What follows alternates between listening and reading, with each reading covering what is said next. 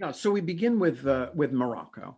Um, uh, this map shows Rabat as the capital, but it is twice as big as what the international community recognizes as Morocco. The southern part is a desolate area of mostly desert that at one time was called by the Spanish who colonized it in around 1900, the Rio Douro, the River of Gold.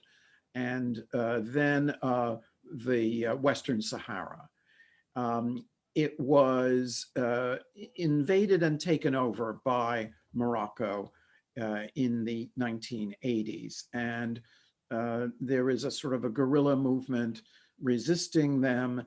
And so the Moroccan occupation is not completely recognized.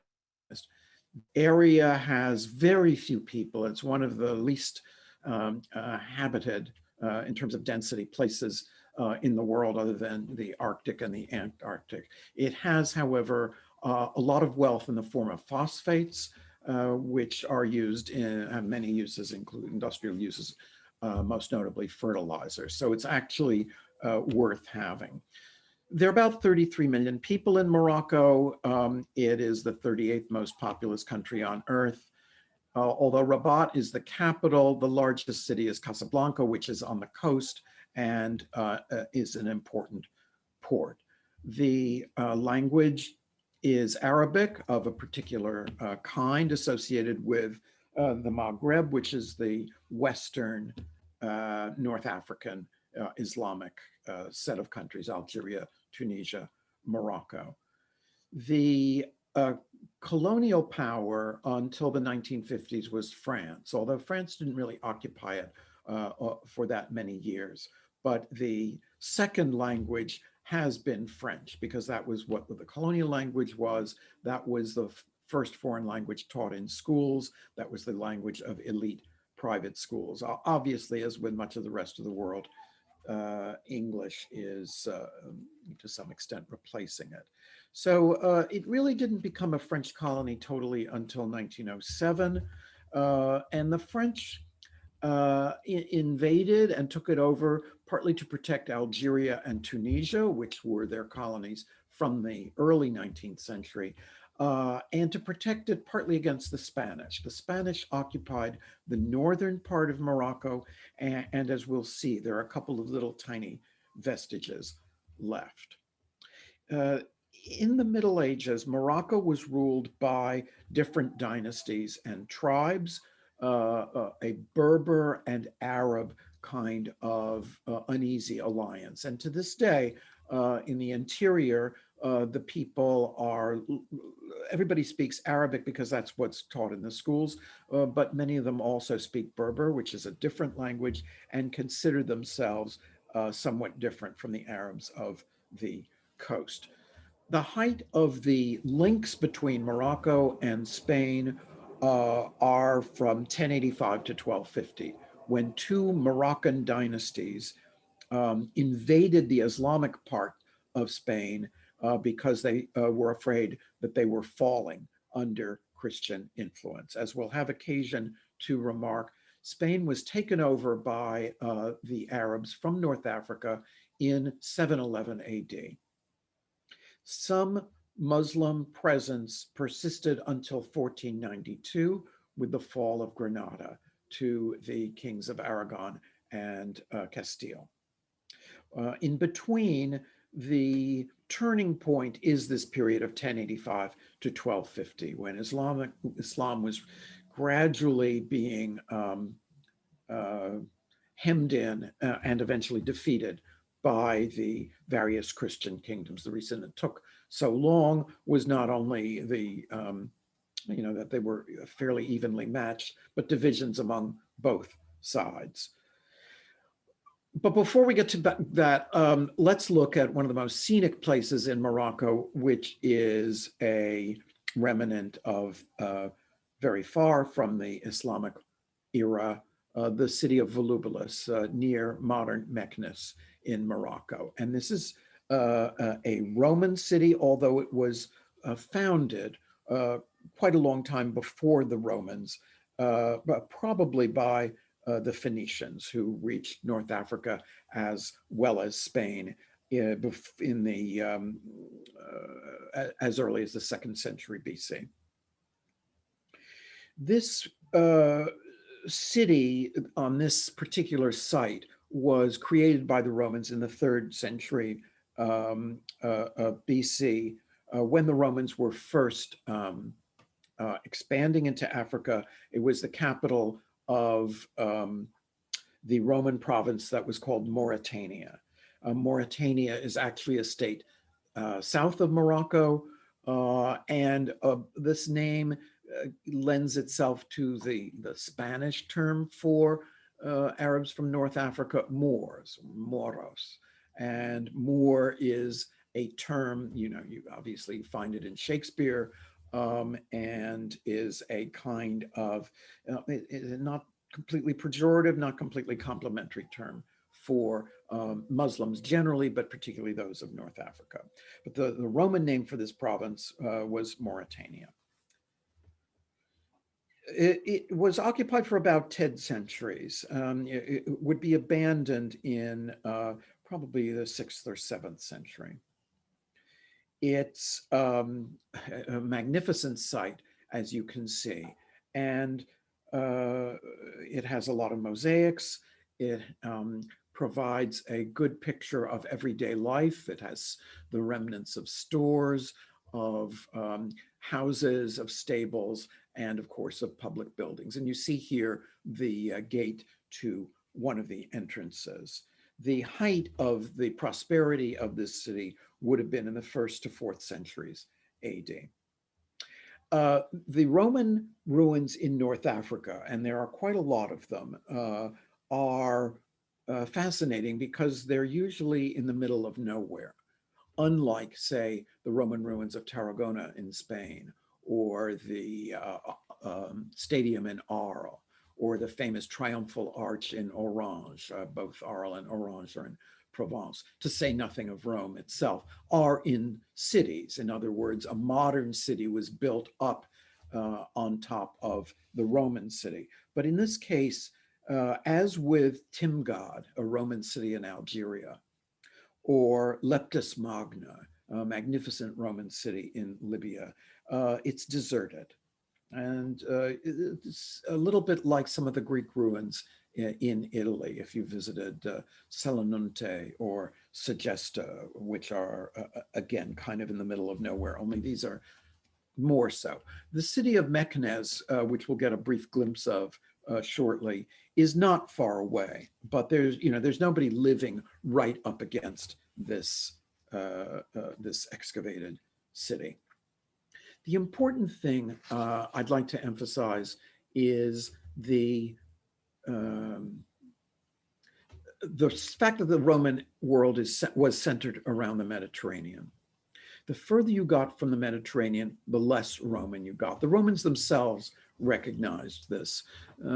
Any place that was either too hot and desert-like or too cold to support wine, grapes, olive oil, was not civilized. So the poet Ovid, who was exiled by Augustus to remain what's modern Romania for misbehaving, he has some wonderful poems lamenting his exile. And part of the horror of exile is being in a region whose climate, at least at that time, didn't really lend itself to at least the kind of wine grapes that he liked, and where you can't have olive oil cultivation. So this means that Morocco had much more in common with Roman Spain than it did with its own interior, and Roman Spain had much more in common with Morocco than it did with, say, northern France or England. This is a reversal then from the pattern that would persist in certain respects from the time of Charlemagne and is very dramatic now. Obviously, the northern and the southern coasts of the Mediterranean are very different in terms of religion, in terms of standard of living, in terms of um, life expectancy. Morocco is not a poor country, but it's certainly not on the level of Western Europe. But in the Roman world, Italy and Algeria, Spain and Morocco would have had much more in common, particularly their cities. And so a city like Volubilis is laid out in a standard pattern that the Romans used. Here you see the basilica and the Capitol on the next slide. The remains of the basilica, which would have been the law courts, the Capitol, the seat of government. This is on the eastern side of Volubilis and was built between 193 and 235 AD. And this is when a dynasty from North Africa ruled the Roman Empire, the Severi. The Severi were military leaders. We're getting to the point where Roman leadership becomes more and more militarized. If you've been, as I'm sure many of you have, to the Roman Forum, the Arch of Septimus Severus is one of the two great triumphal arches of the Forum. The outer wall of the basilica has Corinthian columns, and it overlooks the Forum where the markets were held. And this is a standard item of Roman town planning, that you have a judicial and government building, and then outside of it you have both a marketplace and a place for people to meet. So here's another slide from another view of Volubilis. And you can see the setting very well here. It's laid out in a planned fashion with plazas and broad streets. The planning was partly for military reasons, a liking for regularity, the Roman passion for engineering, ensuring a proper water supply, grain storage, public buildings like law courts, barracks, baths, theaters, sports arenas. The streets would usually, and certainly in a place that was warm like Volubilis, be covered and arcaded to protect from the sun. All of this is in stunning contrast to the medieval city. Both Christian and Islamic cities in the Middle Ages were crowded. The streets were extremely narrow, and the layout was haphazard. This is partly because these cities were behind walls. And so you couldn't just expand easily and still be in the protected zone. So that the streets are narrow to maximize the space for houses. The houses, particularly in Mediterranean cities like Siena or Barcelona, are fairly high. So, that density that you associate with things like Italian hill towns or Naples or Barcelona, with tons and tons of complicated little alleyways, is not for the sake of being picturesque. It's really related to the fact of there being essentially defensive places.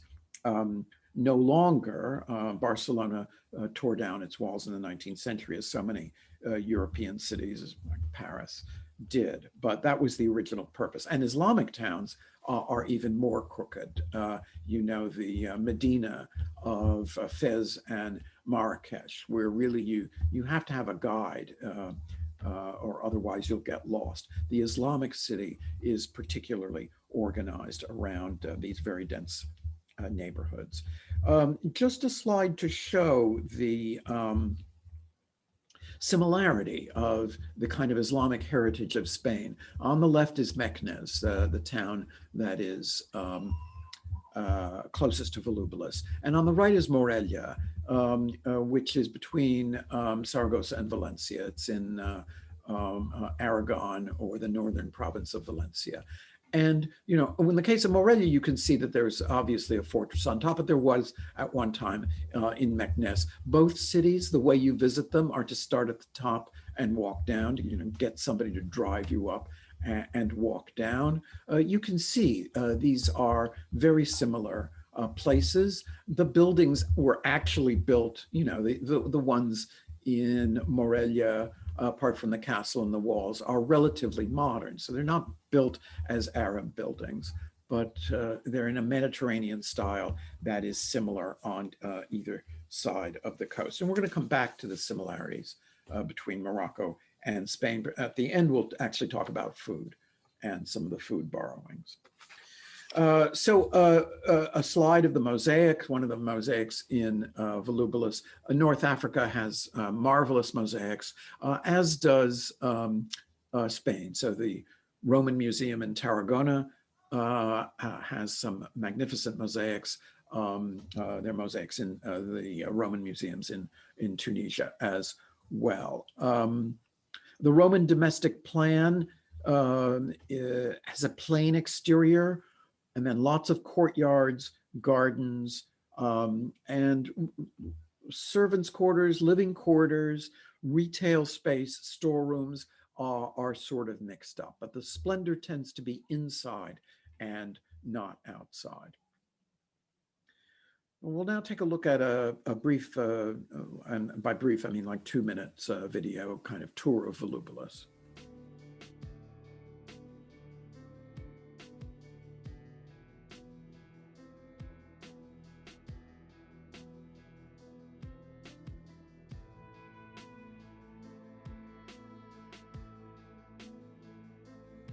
So since you've seen these pictures in stills, it's not a gigantic site. I like it that way. The places that are unbelievably large or museums that have many, many rooms, I have trouble with. This is really ideal for me.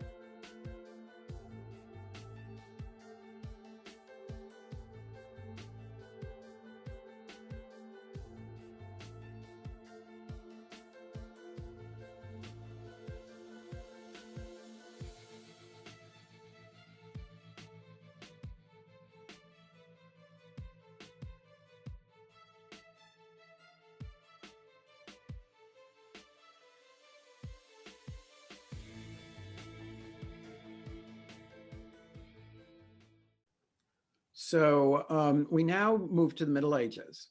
But again, as with Volubilis, this is a site that different people have built on. You see here, this is a fortress in Rabat. Notice those little towers. They will remind you of the so-called Moorish towers at the fortress of San Juan in Puerto Rico. Very characteristic, and it was a deliberate imitation. Here we have a city that also, like Volubilis, was first Phoenician, then it was Roman, a place called Sala Colonia. But unlike Volubilis, it wasn't abandoned after the Roman times. Rather, it was abandoned. This actual site was abandoned in the Almoravid era in the mid-12th century, but it's now part of the large capital city of Rabat. This site was used by the Muslims as a necropolis, which is really a fancy word for cemetery. Necropolis meaning, though, that this is where the rulers chose to be buried. And it has, the Islamic parts have, and we'll look at the next slide, Roman columns that they use, and then very characteristic Moorish arches with ceramic, The tower in the background is very typical of Islamic um, uh, minarets in North Africa, which are much thicker and sturdier than the kind of thin minarets that we associate with places like Turkish or Persian monasteries. But this is, this is a site that incorporates Roman as well as Islamic elements. Now we're in Fez. Again, see the solid fortress-like minaret. And remember that look, because we'll see it again in places like Seville, attached to a Christian cathedral. Fez is the Marinid capital. It was another dynasty whose zenith was the 14th century. It's in a very fertile site. It's surrounded by olive groves and orchards. It has mosques that in the old city go back as far as the 9th century, which is really only about a century after the conquest of Morocco, which preceded that of Spain. In the case of Morocco, around 700 AD, and as I said, in Spain in 711. The Medina, the center of Fez, the old city, has still several tanneries. Look at the next slide. Places where leather is dyed in a traditional way. Pretty, rather horrible smelling, the dyes themselves and the hides. The leather goods produced here are very fine Islamic leather tanning and dyeing, both fairly difficult operations.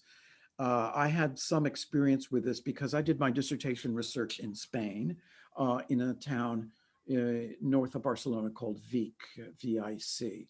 And Vic was famous from the 12th century for leather tanning. And I lived with a family that was one of the owners of a large tanning business. They would buy skins from all over the world. Pakistan was a big supplier of theirs at that time. And then they would finish them and they would dye them and sell them to, shoemakers or makers of leather clothing. Interestingly enough, although they were the heirs of a tradition that by that time was at least 700 years old, the leather industry of Vic is totally extinct. It was unable to compete with China and particularly with Korea. And so since the 1990s, or at least the very latest 2000. But here you see, this was not what Vic looked like, of course. Vic was a more industrial operation, but they smelled the same.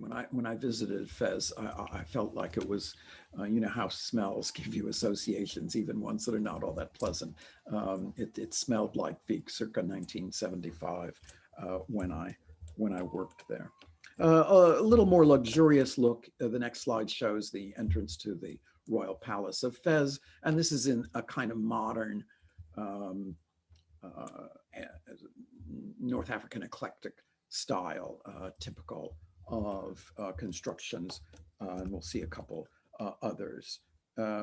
Originally, this is built in the Marinid era in the 13th century, but it has been rebuilt very luxuriously by the current Alawite dynasty. And then now we're going to look at another video which shows you the Medina, these narrow streets. So this is the sort of wall of the Medina. Once again, the mosque with its square and substantial looking tower.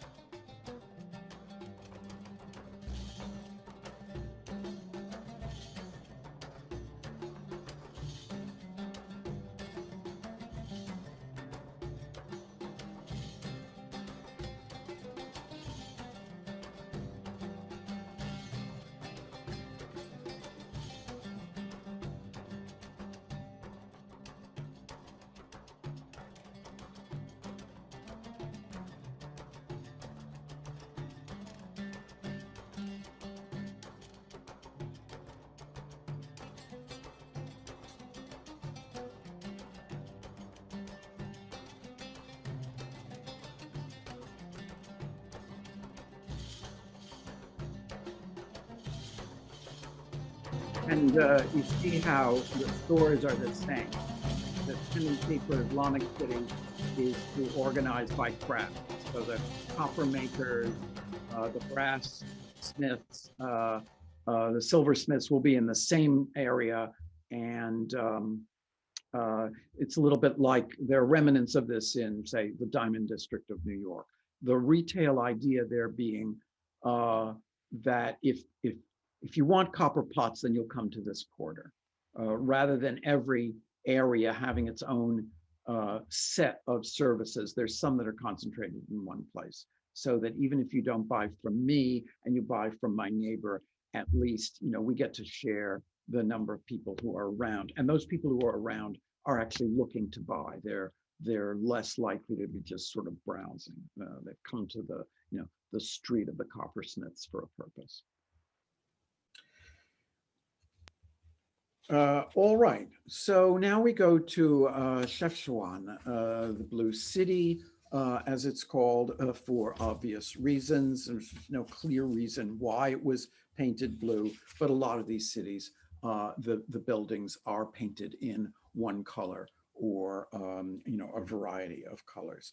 This was founded in 1471. It was built both as a defense against the invading armies of the Christian powers of the Iberian Peninsula, Spain and Portugal, and as a refugee center for Muslims who had been expelled or were fleeing the Christian occupation of Granada, which, as I said, fell in 1492, ending 8 centuries of Islamic rule over at least part of the Iberian Peninsula. And one of my students, actually named Chris Forey, a graduate student, is writing his PhD thesis on these refugees. And while it's been long recognized that there's a lot of interchange between Muslims of Spain and of Morocco, thinking of them as refugees and as migrants and as both kicked out of Spain and not completely welcome in Morocco, because they were sort of a drain on the economy, or they were disruptive, or the usual reason that immigrants, even immigrants who are familiar to you in religious and cultural terms, are not always welcome. So this was a city built up particularly by refugees from Islamic Spain. Whitewashed houses with courtyards, citrus trees. This looks very much like some Spanish cities in Andalusia, the so-called white cities, except these aren't white. Again, the links between the two styles transcend religious boundaries.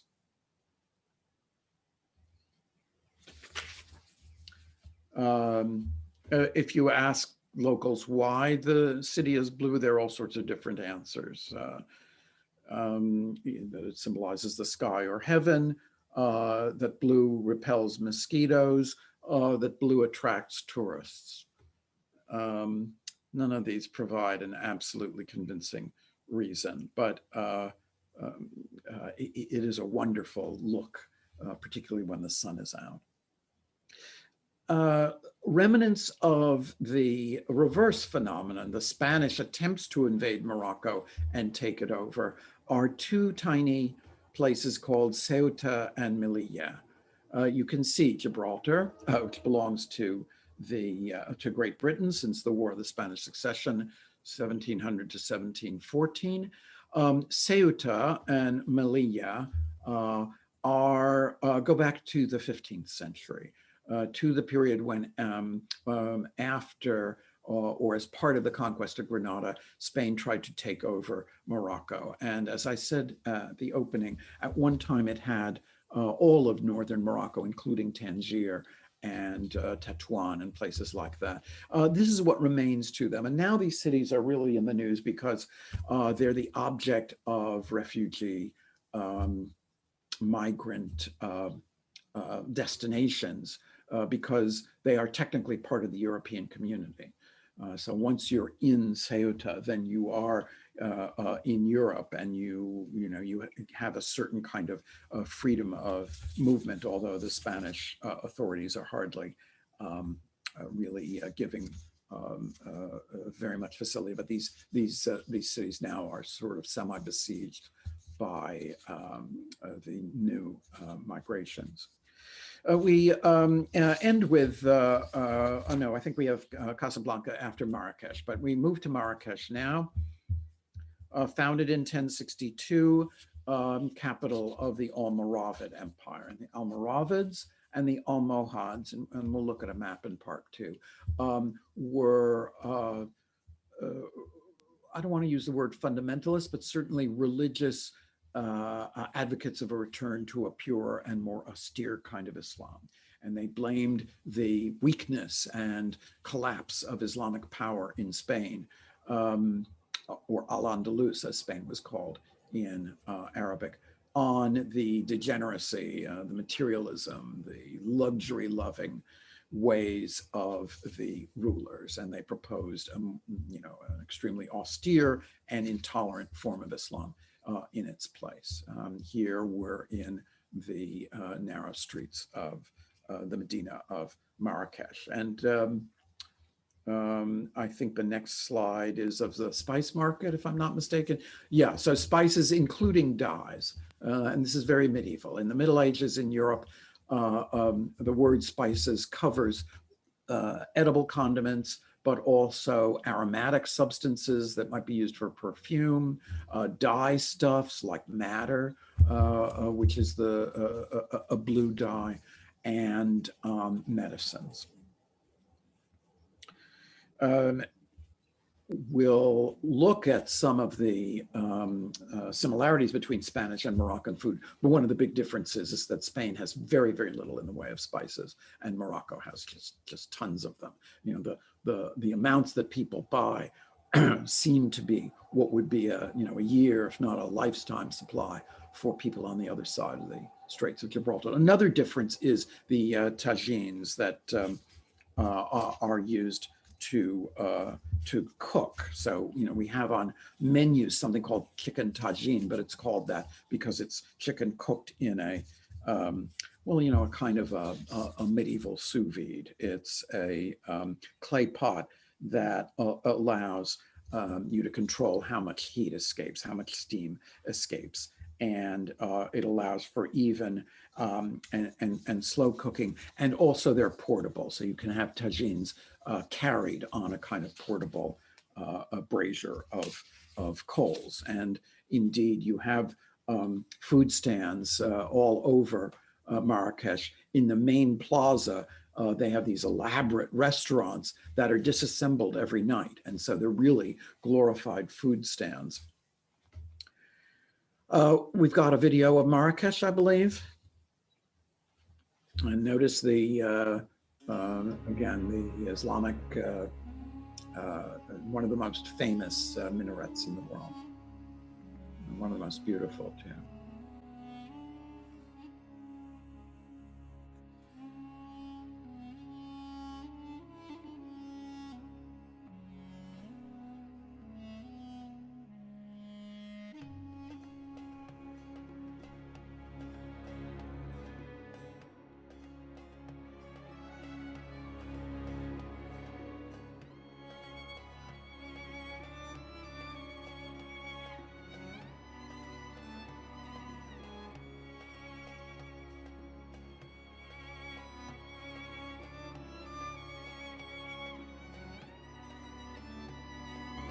I think everybody knows that Islamic art is non-representational to avoid any charge of idolatry.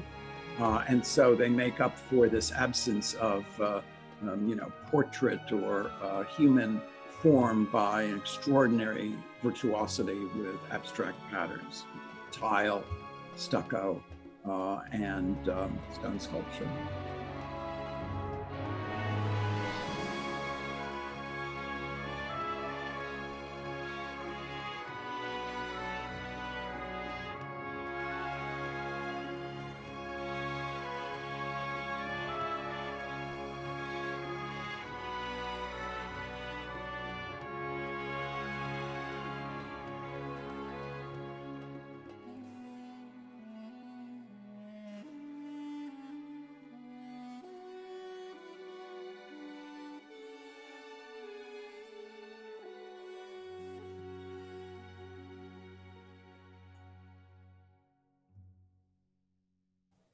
The population is all centered on the coasts or in the north or in the foothills of the Atlas Mountains, all areas of fertility or of good communications. The desert is, as it was in Roman times, as it always has been, pretty empty. Vitally important in the Middle Ages because of the trade in gold from Africa south of the Sahara.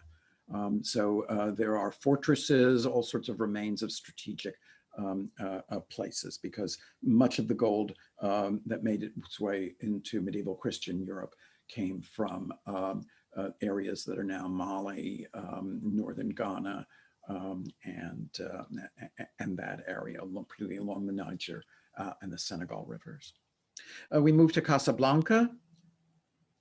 Casablanca is a modern city. The mosque tower there is a modern mosque of Hassan II. It's actually lovely. It's on the coast. It's crowded. It's picturesque. It's not all that exotic, but it's it's got a sort of a Mediterranean. It reminds me of some combination of Tel Aviv and Miami Beach, an Islamic variety.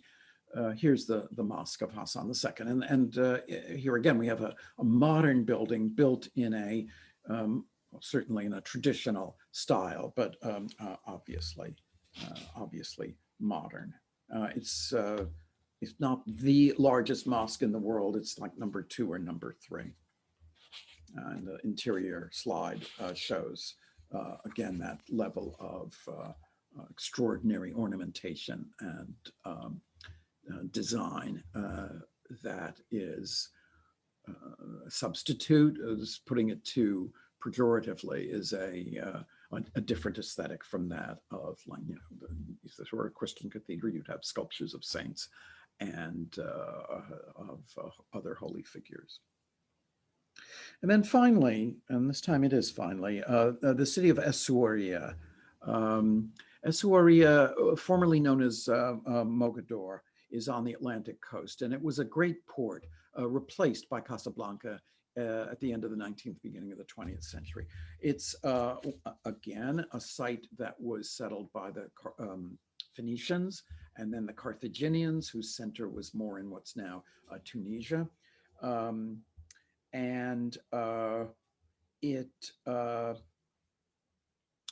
a very large Jewish population. In 1950, it was still 40% Jewish. Now the city fathers, partly, well, exclusively, I suppose, for tourism, emphasize the Jewish heritage. But the Jewish population moved out of Mogador. They were disliked not only for religious reasons and the founding of Israel, but accused of collaborating with the French colonial authorities. And I think we have, the next slide shows some cats. These cats, as you can see, they're all over the place in Essaouira. They're well fed. They're taken care of without being exactly indoor pets. They're outdoor animals that people feed. People leave food for them. They get groomed after a fashion. This city is a port still for fishing, and there are fish all over the place. And the cats are part of the fish scavenging and sanitation system. So that's part of the reason why they're so fat. And then finally, we have another street in Essaouira. Once again, the blue, it's not the major aesthetic here, but blue is a color that you see much more in Morocco than in other places. So we're going to just have a little bit of Spain in terms of the influence of Morocco and of the Islamic world in particular. So the first slide shows the Islamic conquests of Spain as of 750 AD. You see there's a little enclave, a Christian kingdom of Asturias, with its capital at Oviedo along the Bay of Biscay and the mountains of Asturias. The Carolingian Empire, which would in fact by 770 conquer Narbonne up in the top, and Barcelona in 801. But the Christian areas of Spain are small until the 11th century. And the Umayyad Caliphate, as it's called, stems from the Umayyads, who had been the caliphs of all of Islam, from the borders of India to Spain. In the mid 8th century, they were overthrown by the Abbasids, and their overthrow was sealed by an event that is one of the perhaps inspirations for the so-called Red Wedding of Game of Thrones, in which the Abbasids invited the Umayyads to a dinner of reconciliation and then had them all clubbed to death, all except one, Abd al-Rahman, who fled and fled as far as he could get away from the then capital of the Caliphate, Damascus, to the Iberian Peninsula, and he created a rival polity, the Umayyad Caliphate, with its capital in Cordoba. And you see Cordoba just east of Seville and north of Gibraltar on the map. The next slide shows the course of what is known or was known as the Reconquista, the Reconquest. So in the first slide, which is 910, the purple is the Caliphate of Cordoba, as it's called here, or the Umayyad Caliphate, same thing. And you see that the Christian kingdoms have already expanded. The Kingdom of Leon in the northeast, soon to become the Kingdom of Castile and Leon, Navarre, and then the County of Barcelona and its associated states in the northeast, which is the Catalonia, basically, the future Catalonia. And then in 1017, not all that much dramatic difference, except that on the Islamic side, the Caliphate of Cordoba has broken up into what were called Taifa states, T-A-I-F-A, which were ruled by local dynasties, very luxurious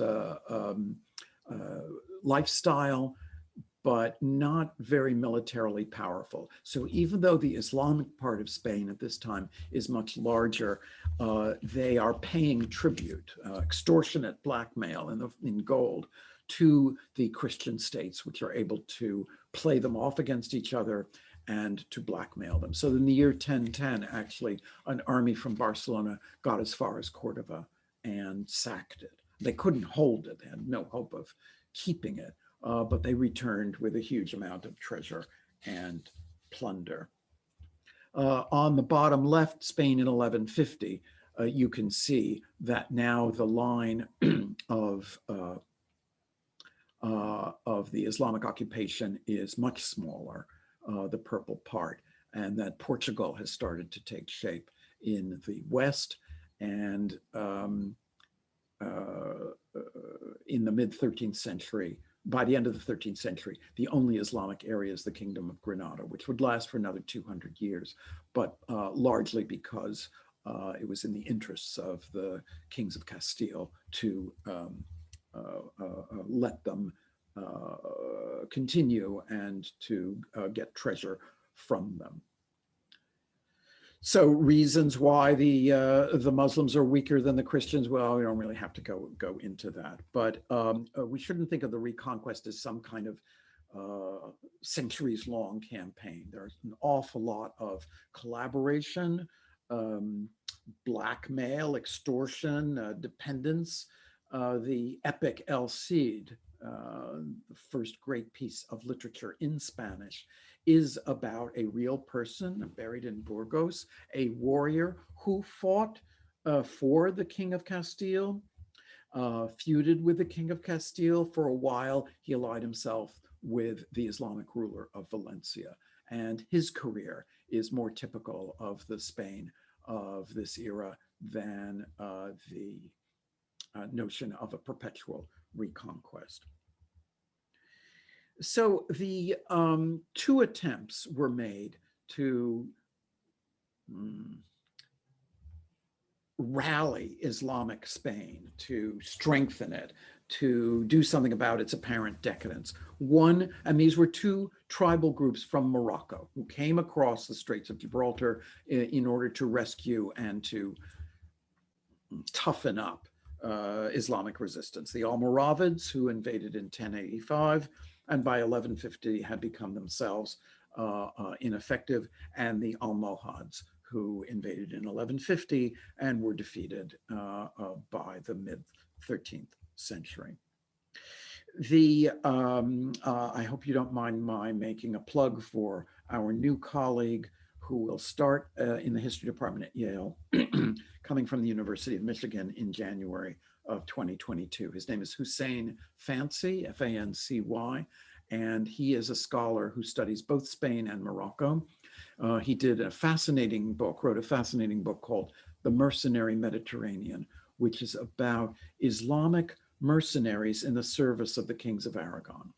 So even though you have this apparent enmity between Morocco and Spain, between Islam and Christianity, in fact, the kings of Aragon had, as some of their best troops, what were called jinetes or jinetes. These are lightly armored, mounted warriors who made their living fighting for the King of Spain. And they did so as Muslims. And he describes both the cultural, military, and political setting and implications of that. Let's look at the most famous monument of Islamic Spain.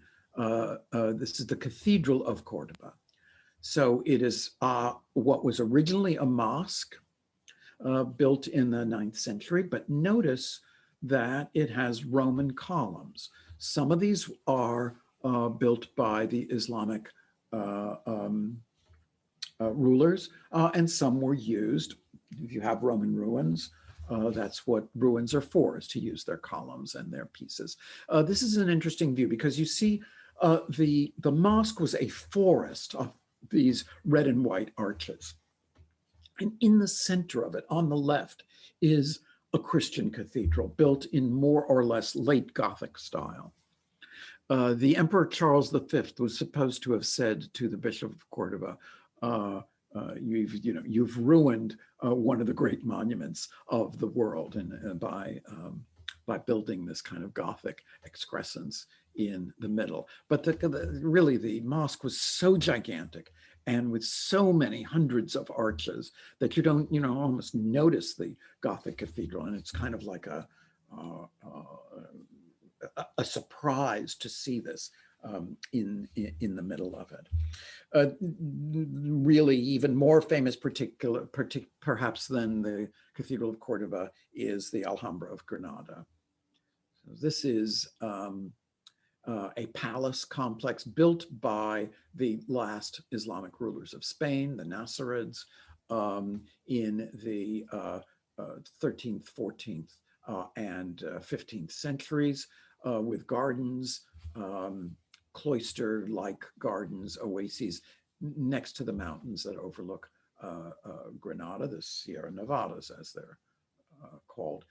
Notice that in here too, there's a Christian building with a cross on the top. This is a palace built by the Emperor Charles V. So magnificent setting, and of course, the courtyard of the lions, one of the famous sites of the interior. The Alhambra and its architecture, as you can see, very much reminiscent of the Islamic style, but also reminiscent of any number of movie theaters, Hollywood, public buildings, Beverly Hills, mansions, swimming pools, Hearst Castle kind of decor that has had a great influence in the United States as well. We go now to the capital of Aragon, Saragossa, and this is the Aljaferia Palace, built by the Islamic rulers of Saragossa, and then taken over as the royal palace of the kings of Aragon. They spent most of their time in Barcelona, but this was their palace in their old capital, inland in Saragossa. And when we move inside, you can see the phenomenal stucco and stonework of incredible complexity. Some of it is, as this scene shows, Islamic work, and some of it is work done under Christian rule, but by Islamic artisans, a style called Mudechar, Mudejar. The Mudechar style then is buildings built for Christian purposes, but by Islamic artisans. The Christians did not kill or expel all of the Muslims that they conquered. In Castile, they tended to expel them. In Aragon, they let them stay. In Valencia, they let them stay, so that even as late as the early 15th century, a majority of the population of Valencia and its region were Islamic agricultural workers. The policies of different rulers had partly a religious dimension, partly a kind of an economic dimension. The kings of Aragon tended to be more eager to use the labor of a productive population than to expel them. Here, the next slide is the Cathedral of Teruel. And as you see, it's done in this Islamic style brickwork. The green parts are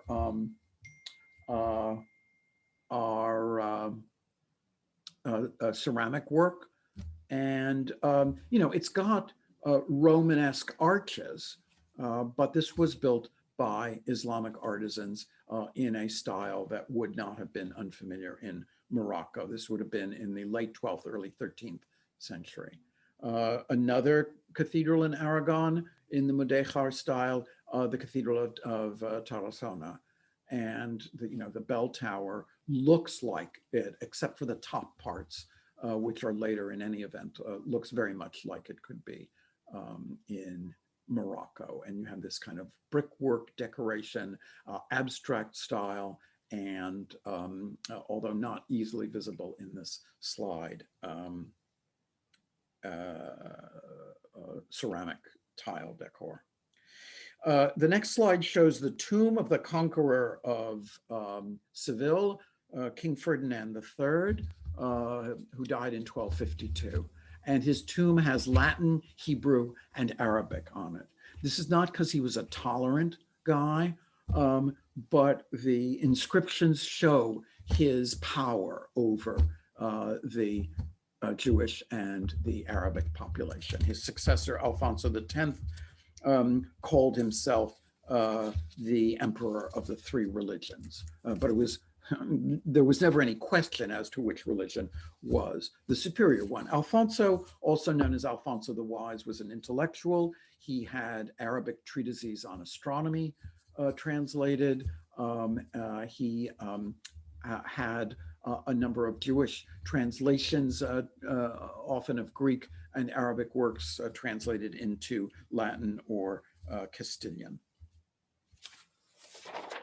And then the Palace of the Alcázar in Seville, this is the next slide, also an Islamic building, but most of it was built after the conquest of Seville in the 1240s by Islamic artisans in the employ of the King of Castile. And for a while, this was the capital, the seat of the court of the kings of Castile. And it's not that they were embracing Islamic ideas. This is what they considered to be luxury.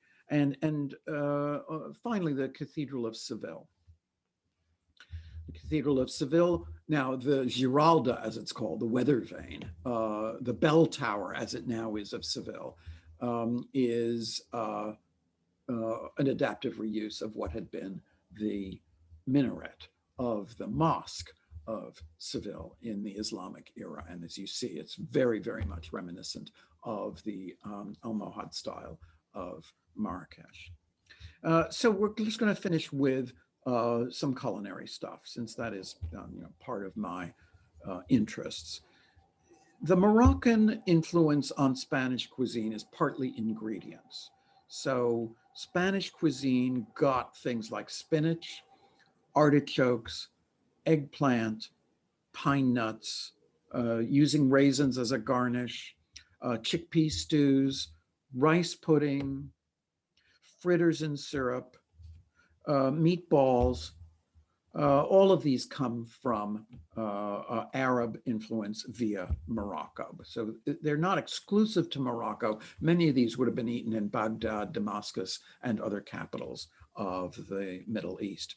But the direct borrowing here is from Morocco. And in Spanish, unlike in French or Italian, many of the words for culinary items are derived from the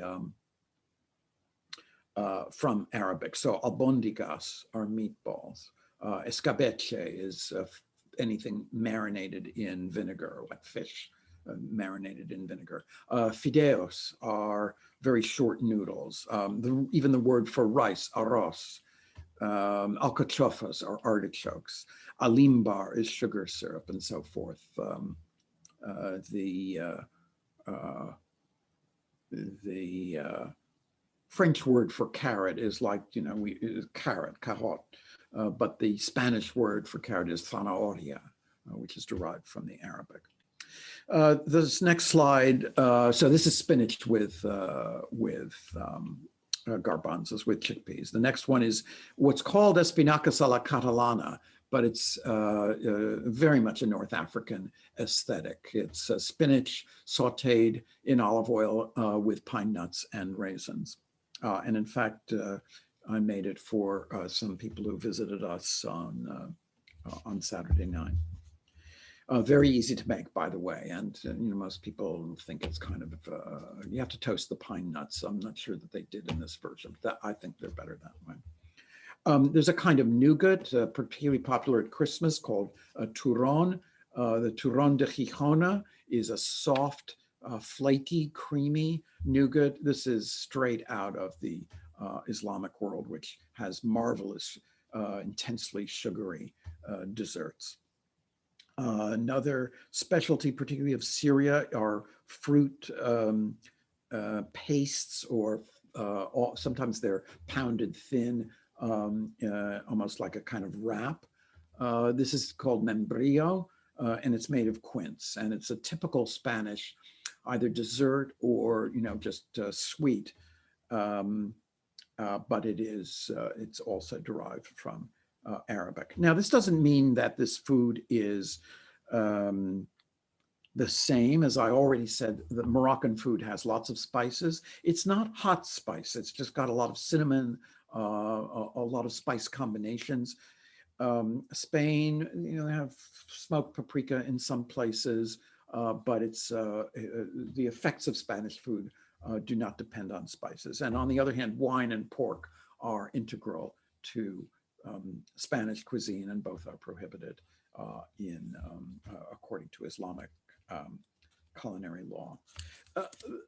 One of the things I liked about Morocco is that its food is the closest thing to medieval European cuisine. It's not the same, but it's much closer in its aesthetic to the food of the Middle Ages than the food of modern Europe, which got rid of a lot of what they considered to be, and called, the French in the 17th century called Arabic.